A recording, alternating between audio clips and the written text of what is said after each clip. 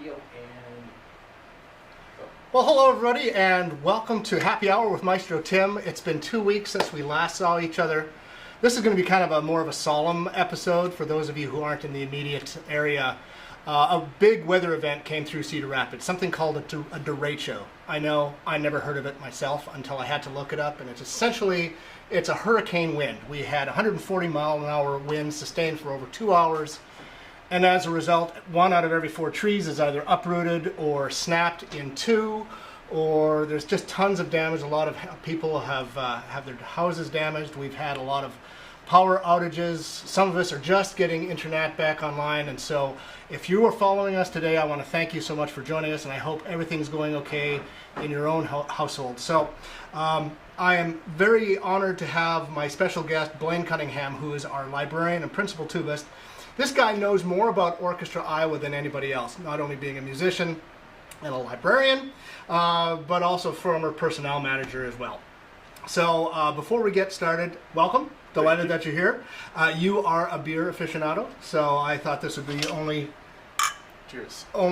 right that we start with something. Now, for those who don't live in the area, we are promoting something local, and I can't say it online, but just know that it rhymes with Gig Brove Amber Ale. So in your honor, cheers again, once again. So let's start with you. How are you doing? Do you have power? We do have power again, thank goodness. We don't have internet access and very spotty cell coverage, so I still feel like I'm sort of living in the dark at home, even though the lights are on. But yeah, we do have power again. It took us, I think, 10 days to get power back at our house. So. But you said something rather interesting coming through the door about an hour ago. You said, if I had to choose between internet and power, you would choose what? I would trade the power for just to have internet access on my phone or something so I can stay connected to the world. Yeah. So as you can see, we have these stacks behind us. So what is this? So this is all of the dry music that we pulled out of the library starting, I believe it was last Thursday, started pulling things out. So do you want to explain maybe what happened to the building first? Sure. And then we can... Yeah, and go from there. It's man, where do you begin, really? So the wind was blowing the symphony offices so badly that the roof was actually not buckling, but it was lifting up and down, rattling a lot. And it pulled a lot of the pipes that are connected to the sprinkler system, which the pipes burst, and of course one of them was right above our library. Yeah, and to make matters worse, in the heat of the moment, when the storm happened, people were trying to get home to check on their houses, and we only had a handful of people here in the building anyway, just because of, we're trying to be safe with COVID restrictions and trying to space out our time when we're in the office. So we didn't have that many people here to begin with, but people were in a hurry to get home to check on their houses, and so no one noticed, since the library was locked up, that there was water flowing in the library. And it wasn't until the following day, on Tuesday, when they actually thought to check in there, and that's when we discovered a very wet library. And it was right above the first section of shelving that we had, which is mostly scores, and just completely soaked. Right. But somehow, a lot of that music, all this music back here, managed to stay dry, and we were able to get it all out. But we've got another room back here where we're performing triage, and we have a lot of wet stuff that we're having to go through. So, big mess. So, going backwards 12 years, during the flood, the library is on the 3rd floor, which saved it from destruction from the flood. And all this paper is the living, breathing heart of the orchestra. This is really about a $300,000 plus $1,000 plus asset. Without this, there can be no orchestra. So we were lucky enough that during the flood, when everything else was completely destroyed, this survived. Mm-hmm. So the irony is, this time the water came from the roof, and we lost about probably, what, 20%, would you say? Yeah, maybe 20%. Yeah. Ed, could you throw on some of these pictures if you're not already? Yeah, just so that you can see some of the. So what are some of the obstacles? On one hand, what can be replaced? What can't be replaced? Do we keep water damaged materials? I mean, what do we do? So that's a loaded question. There is a lot of stuff that got wet that is fairly easily replaceable. I mean, it does take money, of course, but they are things that you can go out and buy. And to buy a new set of orchestral music for any piece is going to run you anywhere between $100 and $1,000 for one piece. But a lot of that stuff is things like Mendelssohn, Beethoven, Mozart, all things that are in the public domain that you can go out and buy anywhere. Stop you right there. What is public domain? Because obviously Mendelssohn, Beethoven, they've been gone quite a while. So public domain means that it's stuff that is no longer protected by copyright. And copyright laws are very complicated and they vary by country. So you might have, like, for example, some of the bigger orchestras that like to tour, those librarians have to go through, and you might have one night you're performing in one country where the piece you're performing is public domain, but then you cross the border to another country and it's under copyright and you have to apply for a license to be able to perform it. So music that is old enough, like Mendelssohn and Beethoven, that is no longer protected by copyright, which means there are no restrictions. You don't have to apply for licenses to be able to perform it, or to be able to record it or stream it. And you can make photocopies of it, whatever you need. But for things that are under copyright, it's a lot more complicated. And some of the stuff in our library there are things that are under copyright, but you can no longer purchase them. So they're not published anymore, and you can't purchase them anywhere. And the only reason we have them is because there was a period of time before 1994 when we signed the GATT Treaty, when before that time the U.S. did not recognize Soviet copyrights. So all of that Soviet-era music that was written between the beginning 1920s Soviet Empire up through 1975, all of that music was treated as if it was public domain. We didn't recognize the copyrights. But then in 1994, we signed the GATT Treaty, where basically all the different countries agreed to adhere to each other's copyright laws, or to recognize each other's copyright laws.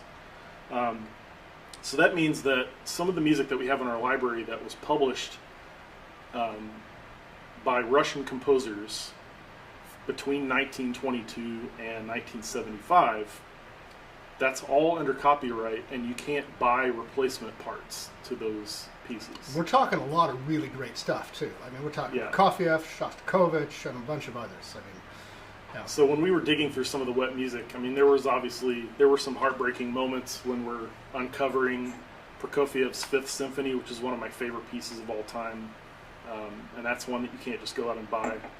Shostakovich 9, which we had been talking about playing sometime soon. So these are all things that are irreplaceable, and it's hard to even put a numerical value on that because it's not something that you can go out and buy. But there is a little bit of silver lining in that music, the stuff that's not replaceable. Some of it was in good enough shape that I was able to go in and create a scanned copy in PDF format, so that we could digitally preserve that music. And with the copyright laws, if you have a piece of music that we call it pre-GATT music, so pre-GATT treaty, this is music that you can no longer purchase, and you're legally allowed to reproduce copies of those parts if they're damaged, if they're not available for purchase anywhere.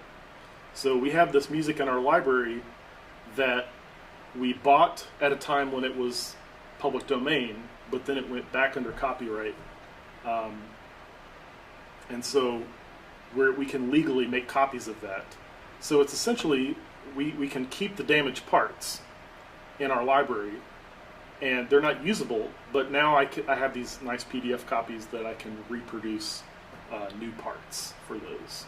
So I know that Ed was showing pictures of of where you've laid music out to dry out, and some of that's sort of salvageable. But I mean, there's the water stains, but they're going to have to be replaced anyway because all these folios have to like stand on its own on a sheet of paper. So even though it's crinkled up due to water damage, it's still not usable. It has to be replaced. Right. Yeah, that's terrible. But also, what surprised me was how filthy your office was. And that's not because of your own habits. It's because the roof was shaking so hard. Yeah. I mean, so I was amazed when we first came in that basically every surface in the building is just covered in dust, and it's because everything is just shaking. It's shaking loose all that dust, dust and debris that has just settled into the building. So everything is just coated in all this dirt. And another thing that made this so challenging was, in the immediate, I was thinking back to the flood in 2008, which I moved to Iowa immediately after the flood. So I wasn't here leading up to it when we were dealing with that. But with the flood, I imagine it was different because we had lead time. We knew the flood was coming, and people were able to come and move the music off of the first floor so that it was safe from the water. And in this case, there were tornado sirens, but no one knew what was coming until it got here. And in the aftermath, because it hit the entire community, everyone is dealing with their own problems. And with the flood, it was a certain area of town around the river where those people were affected, but if your house was dry, you were able to come help and sandbag and do whatever. But in this case, everybody got hit. And in the immediate aftermath, there's horrible cell coverage. I couldn't get calls through, I couldn't get messages. And so you can't really coordinate an effort to come clean all this up because we're all dealing with stuff at our own houses, cleaning up debris there. And we can't communicate with each other, so it was just really challenging. So it took several days, and I had several librarian friends that were sending me messages saying, you have to act quickly because mold will start to set in. But I mean, we could only do what we could do, and so we got in here as quick as we could, and I think we were able to get a lot of it dried out to the point where I don't think we'll need to worry about that.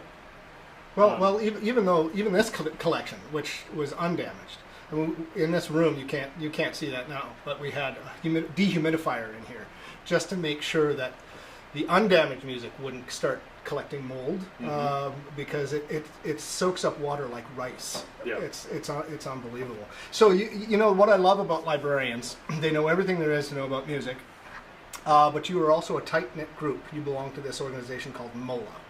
Do you have armies of librarians standing by to help you with all this sort of scanning and assistance? I do have armies, and even when there's not a disaster, I mean, librarians to a certain extent are always dealing with disasters anyway, on a much smaller scale. Musical or otherwise. Musical or otherwise, and it's a tremendous support group for when something comes up, and there have been times where we've had music get lost in the mail or something, and we had to find a part at the last minute right before rehearsal. And I go to my librarians, and they're just, anytime you need something, they're there to help. So a lot of people out there are probably saying this is crazy. Why isn't it all digitized? Why aren't people just reading off their iPads? I mean, why aren't we there yet? It's going to be a long process before we ever get to that point. There's a certain amount, with a lot of the digital devices like iPads, in general, the print is not big enough on those. Yeah. Most of our paper is going to be 9 by 12 or bigger. Yeah, that's bigger than an iPad. Yeah. And so that's just not a big enough print size for musicians to be able to see well. And then you have things like page turns, and there's foot pedal devices and things that you can use, but it's just so complicated. And when you have an entire orchestra, using iPads, you got to make sure everyone's battery is charged, and there could be a glitch in the software or something like that.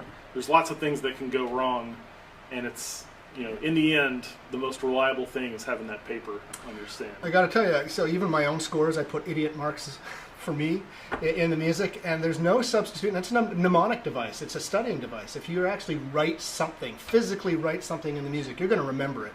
And so much happens in rehearsal. So much detail happens in such a short period of time. I mean, we only have a 2.5 hour rehearsal, and for Masterworks 4 times before we prepare. I mean, people aren't learning their part on the job. They've already practiced and they're prepared. But when you're adjusting dynamics and sort of making artistic decisions, people write that down so that when they're playing in performance, there it is. And yeah, you can write on your iPad, but it's just clumsy. It's still clumsy. It just doesn't do the same as pencil on paper. And there's also a lot of history lost when we talk about music that can be replaced, but there's a lot of stuff that gets written in there over the years. Saves a lot of time. Saves a lot of time. There's a lot of music that gets published with mistakes, and part of the librarian's job is to go through and mark where those mistakes are. And when you buy a new set, all of those markings that have been built up for sometimes decades. I mean, some of the music that we've lost in our collection was from decades ago. I mean, probably 1940s or 50s. Mm-hmm.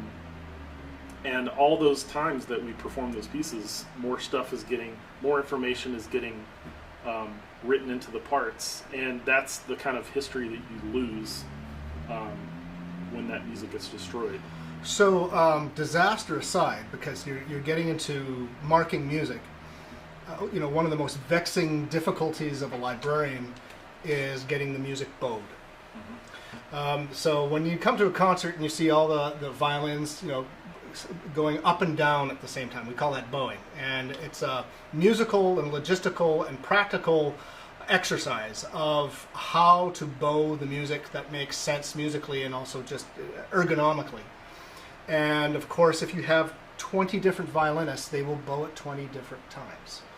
And so having music like a Beethoven symphony in our library that's been around for 50 years, when we do it again and then we get a new concertmaster, the concertmaster will look and say, oh, well, they did this way last time. No, I got a better idea. Let's do it this way. However, this was pretty good too. In other words, seeing someone else's work beforehand makes their job a whole lot easier. And so when you have to bow a fresh part, it makes the musician's job more difficult, but it makes your job more difficult because it takes time. Mm-hmm. And being on a deadline and keeping musicians going is a difficult task. Yeah. And, I was going to mention one of the interesting things I found among the scores that got wet was we had a piece that was a rental. And at first I should explain what a rental is. There's a lot of music that we play that we don't own in the library. And this is stuff that is under copyright and it's no longer in print. So you cannot purchase it anywhere. So you have to rent it from a rental agency. For example, forgive me for interrupting. So Prokofiev 5 was one of those Soviet pieces we had in our collection that was damaged, mm-hmm. but we could play it anytime we wanted for free. Right. But not entirely free. Not for free, but I mean, we wouldn't have to pay royalties or copyright. If we were to lose that music from our library due to the damage, mm-hmm. we would have to pay rent. We'd have to rent it, yes. Yeah. And so and it can be incredibly, I think people are often surprised by how expensive it is to put on a concert. And you're not just talking about paying the musicians, you're also talking about acquiring either music to perform or acquiring the rights to perform that music. And what's the difference? You have, for example, if all the music is public domain and you own all the music, then it doesn't cost anything. But if you have music that's under copyright, even if it's in your library, you still have to pay for a performing rights license to be able to perform something. And when you're talking about something that is a rental that's under copyright, when you pay that rental fee, baked into that is performing rights license fees, and if you have to stream the concert, which we often do that on Iowa Public Radio, that's additional fees and additional licenses that you have to apply for. And for some of the really rare stuff, like several years ago we did Prokofiev's Cinderella ballet. And if you have something that has choreography, like an opera or ballet, something like that, you have to apply for something called grand rights, and that can be even more expensive. And so just to rent a piece to perform, I think we performed it maybe 4 times, was somewhere in the range of $7,000. And that's just for the rights to perform the music. And that was just to rent it. That wasn't even buying it to keep it. That's amazing. So it can be a very expensive thing. But I found something very interesting in the wet scores. We found an old Bach score that we had rented from a music library in Chicago. And the date on the rental invoice was 1941. And apparently we had forgotten to return the rental. Oops. So I was trying to calculate the late fees on, what is that, 79 years Right. Worth of late fees, and I think I broke my calculator. So hopefully they don't miss the piece too much. Yeah. Well, it's a Bach piece, right? Yep. So once upon a time, this orchestra was so small that we didn't even have the budget to buy our own music, even the stuff that was in public domain, because even back then, Bach was in the public domain, but it was cheaper to rent it from a library rather than own it. And another interesting thing about that invoice is it said that the music arrived by rail. Wow. Okay. So let's put on your musician hat, because we're going to show our audience a little bit more carnage, which happened in the symphony office. So the library is on the 3rd floor, and as tends to happen with gravity, the water goes to the 2nd, destroys our harpsichord, and then goes to the main floor. Now, the classiest building, the classiest performance venue in all of the corridor is Opus. And you've worked there, you've played there. What was your reaction when you first saw what our beloved Opus Concert Cafe looked like? A little bit of shock. I mean, at first it wasn't that noticeable just because it was dark and the lights were not operating in there. But once I saw they got the work crews in there and started pulling off the panels and the big spotlights shining up on it, a little bit more dramatic response to see everything pulled out. But at least it looks drier than it did. Yeah. Yeah, Ed, our guru of logistics, he's on the other side of this camera. I mean, he's the one who's like pulling his hair out, which is ironic because he still has some, trying to make this all happen. So correct me if I'm wrong. You can have to scream loud so the microphones can hear you. So we lost our HVAC. That's gone. So we had to dismember the panels. So that what made Opus so cool is we had these great sound panels that actually looked artistic. It looked actually just really cool. Not everybody realized those were acoustical panels. Those have to be ripped out. As we speak, there are dehumidifiers in that room and also on the 2nd floor where we are broadcasting right now. Ed, who's going to pay for all this? As he laughs. Yeah. Insurance and the orchestra. Insurance and the orchestra. Yeah, so this could not come at a worse time because, for obvious reasons, the performing arts have been hit extremely hard because of the pandemic.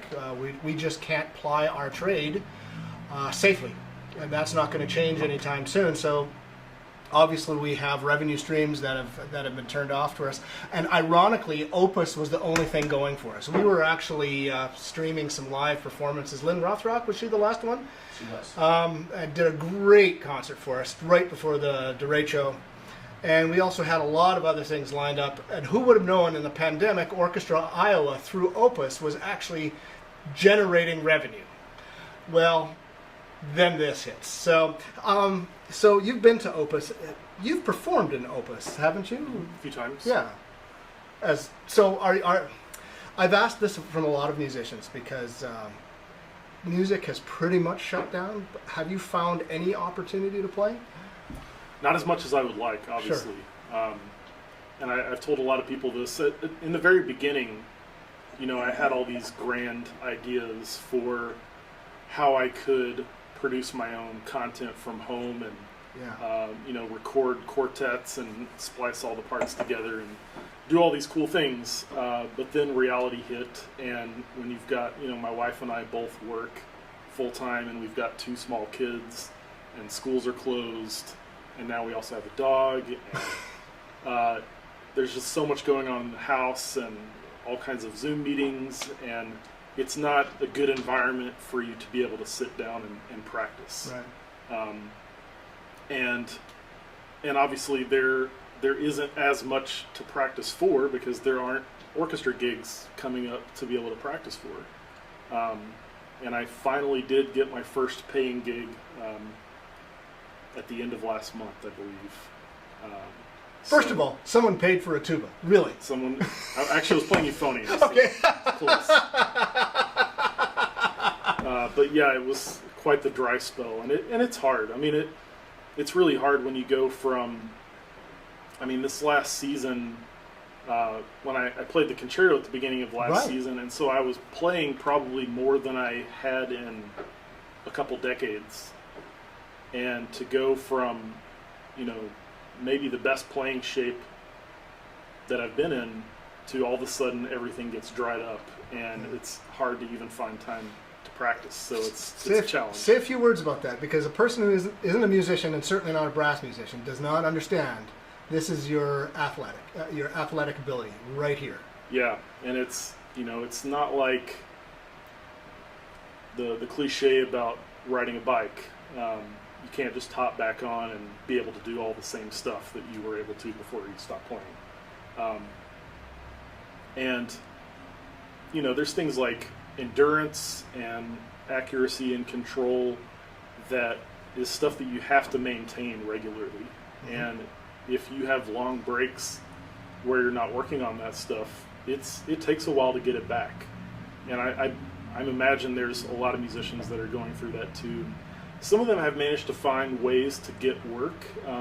Some of them are doing live stream things like that. Some people I had some friends of mine play a socially distant wedding gig with their quartet, where everyone was wearing masks and they're all spread apart. So they're finding ways, but it's just hard. I mean, sure. It was hard before all this hit to find enough work as a musician, and now there's just not enough to go around without having live audiences. I'm going to ask you a tough question, and you're kind of an ideal person with your perspective, and you can speak truth without consequence. Earlier on, way before this disaster hit, John Hall, bassist with the orchestra, retired teacher, educator, and I asked him about how he felt about going back to school. Even though he's retired, he doesn't have to teach, but he's looking at it from a distance now. Mm-hmm. And the uncertainty and the difficulties of social distancing, and also raising children, educating children. You're not in the schools, but you're on the other half of that equation as a parent. Mm-hmm. So what are your concerns? What are your stresses? What consumes you in that world? There's no shortage of stress. I mean, I see both sides of it, because on the one hand, you have a lot of parents where both parents are working full time, a lot of dual income households, and they are facing, what do I do with my children while still being able to earn a living to support the family? And so they're really faced with an impossible choice, because they have to work, they have to earn income, but their kids also need to get an education. But you're sending them to school, and you're putting them at risk, you're putting yourself at risk, you're putting the teachers at risk. And so, I mean, it honestly feels like, in a way, you're signing your own death sentence by sending your kids, but you don't feel like you have a choice. And there are some families that have the resources to be able to, maybe they don't need both parents to have that full-time income coming in, and they're able to homeschool their kids. But a lot of families don't have that, and you have a lot of single-parent households, and you have a lot of people that are in poverty, and their kids rely on important programs at the schools, like a lot of them get free meals at the schools, and if they're not going to school, they're not eating. So there's so many factors to it, and now all of a sudden we have this storm hit, and so now every school in the district has damage, and now we're faced with another dilemma. How do we safely open schools when now you've got tree branches coming in through the ceiling in some of the schools? So there's really it's a lose-lose situation for every parent, in my opinion. Well, there are better days ahead. I want to end this with better days that were behind us. So about a year ago, you and I went to Brazil together, and I think, Ed, if you can find that picture for us. I think it's a picture with our hosts, Laura and Celso. Tell us a little bit about that time, a year ago when we were whooping it up in Brazil. Because the whole point of it was we have a donor who also wanted to create an experience for our musicians, not only continuing education, but cultural exchange experiences. And you were the first you and Eric Bate were the first to take advantage of that. So tell us a little bit about that. I have so many fond memories from that trip, and I think about it often. And I still stay in contact with Laura and Celso. Every once in a while I'll send them a message and see how they're doing. But it was such an amazing experience, and all the places that we saw, and the food, and all the people we met, and just everyone was so friendly there, and great music, great live music that we got to experience there. It was incredible. And we went to, I think one of my favorite memories is that school that we visited, which was in a very underprivileged part of town, and a part of town where the families are really struggling, but then you go to the school and you see bright shining faces on all the kids because they're so excited about music, and it was so cool for Eric and I to play for these kids. And after we had finished performing for them, we learned that most of the kids had never even seen a tuba before. Right. Yeah. So that was pretty amazing to see the look on their face to experience that for the first time. So yeah, I mean, so many good memories there, and I think about it a lot. One of the lessons I learned, and I wasn't even there, you and Eric went out and you were dancing. And one of the groups, I think, had a triangle and an accordion, it was a very minimal group. Yeah, it was basically just percussion and accordion and a singer. So this is what we in the classical music industry can get hung up on. We always think we must have music, we must have these instruments, we must have all these conditions to meet for us to perform. And yet, when we were in Brazil, they could take a triangle, they could take a drum, they would take a violin, an accordion, whatever, sing, dance, whatever. They will make music out of anything. Yeah. And there was one place we went to where it was basically like an open mic drum circle happening, and anyone at the bar could just jump in and start playing whatever instrument they wanted, whenever they wanted. People could take the mic and start singing. It was pretty incredible. I think we in the classical music business could learn a lot from that. Yeah. So anyway, Blaine, I'm glad that you and your family are safe. All the best to you in your rebuilding. Thank you for saving as much of the library that you can. And to our audience, God bless to you. And I hope that you're all okay, because those who aren't here have no idea the depth of the destruction that happened in the wake of all that wind. So with that, we're gonna do this again next week, and my guest artist is Bella Hristova, who you may have known. I think she was Was it the last concert we played or the second to last concert we played? I believe it's second to last. Second to last concert we played before we had to shut operations down due to the pandemic. Those of you who came and heard her play the Sibelius Violin Concerto, oh my God, what an artist. And she's going to be joining me through Zoom from New York. Don't miss it. So with that, we're going to leave you with a little bit of windy music. Take care.